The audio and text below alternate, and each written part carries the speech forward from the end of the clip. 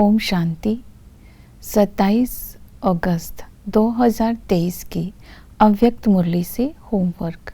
आज की अव्यक्त मुरली है, बाप दादा की चाहना डायमंड जुबली वर्ष को लगाव मुक्त वर्ष के रूप में मनाना है।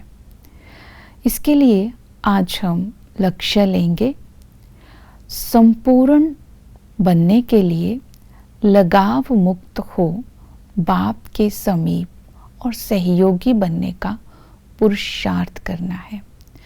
अर्थात आज लगाव मुक्त बनने की जो भिन्न भिन्न विधियां बाबा ने बताई, उन विधियों को स्मृति में रखना है और स्वयं को संपूर्ण बनाना है। लगाव मुक्त बनने के लिए आकर्षण मुक्त बनना है, मायाजीत बनना है, प्रभाव मुक्त बनना है और इसके लिए निराधार बनना है, दृढ़ संकल्पधारी बनना है। ये विधियों को आज अटेंशन में रखना है।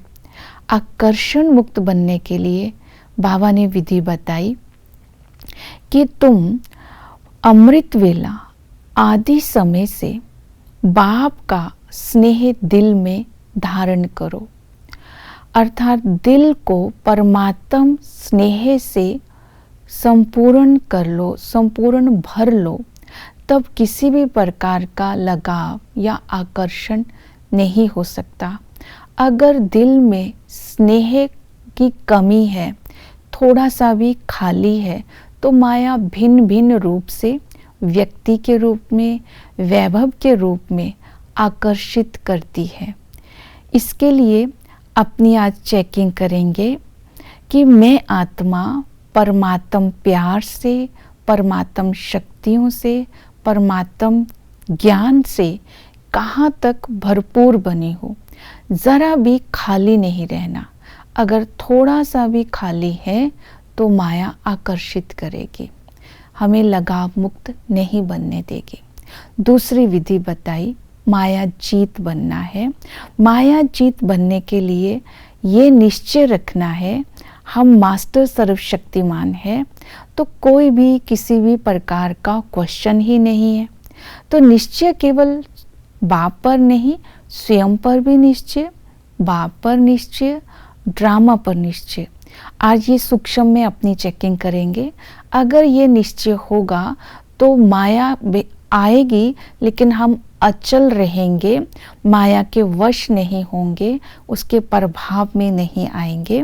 और ये भी निश्चय रखना है, दिल से कहना है, मेरा तो एक बाबा, दूसरा ना कोई, तो माया का आकर्षण नहीं होगा, हम मायाजीत बनते जाएंगे। फिर प्रभाव मुक्त बनने के लिए बाबा ने विधि बताई। ये ध्यान में स्मृति में रखना है, व्यक्ति है मिट्टी और बाबा है हीरा। तो बाबा ने कहा, ये स्मृति में रखते हुए, चाहे कोई किसी प्रकार से कोई सुंदर है, चाहे सूरत से, चाहे गुणों से, चाहे विशेषताओं से, लेकिन विशेषताओं को, गुणों को, चेहरे को, सब कुछ देखते हुए ये स्मृति में रखना है, ये सब कुछ देने वाला दाता कौन। दाता की विस्मृति होने से ही प्रभाव आता है, तो हम अपने को प्रभाव से मुक्त रखेंगे।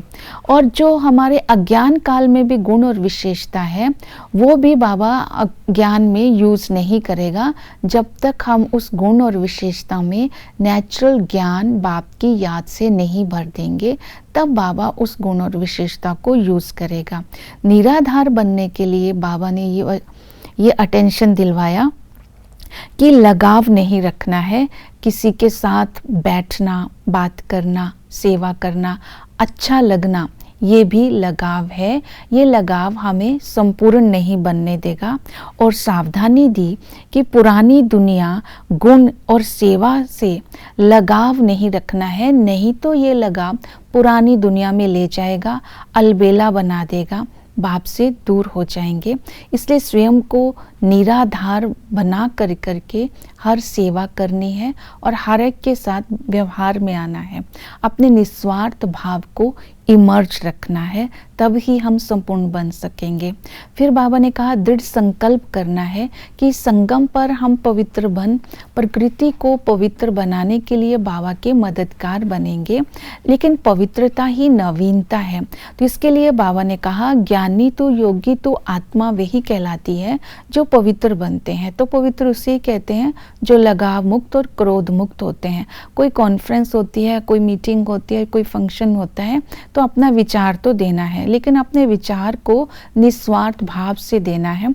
कोई इच्छा ना हो तो वो विचार देने के बाद क्रोध नहीं आएगा। जब हम निस्वार्थ हो जाएंगे, अपने आप को लगाव मुक्त होकर के सेवा करेंगे, तो क्रोध से मुक्त स्वतः ही हो जाएंगे। इसलिए अपनी चेकिंग करनी है कि मैं कितना निस्वार्थ रूप से सेवा करता हूँ, क्योंकि क्रोध का आने का कारण ही ईर्ष्या होता है और स्वार्थ होता है। जब हमारी कोई बात नहीं मानी जाती है तो क्रोध आ जाता है। मुख से भी करते हैं और कर्म इंद्रियों से भी करते हैं। क्रोध के कारण फिर उल्टे संकल्प भी होते हैं। इन सब से मुक्त होने के लिए अपने अंदर आज चेकिंग करेंगे, निस्वार्थ भाव, लगाव मुक्त होकर के अपना विचार देना और सेवा करनी है। इसे ही संपूर्ण पवित्रता कहेंगे, जिससे हम लाइट हाउस बन करके सेवा कर सकेंगे। ओम शांति।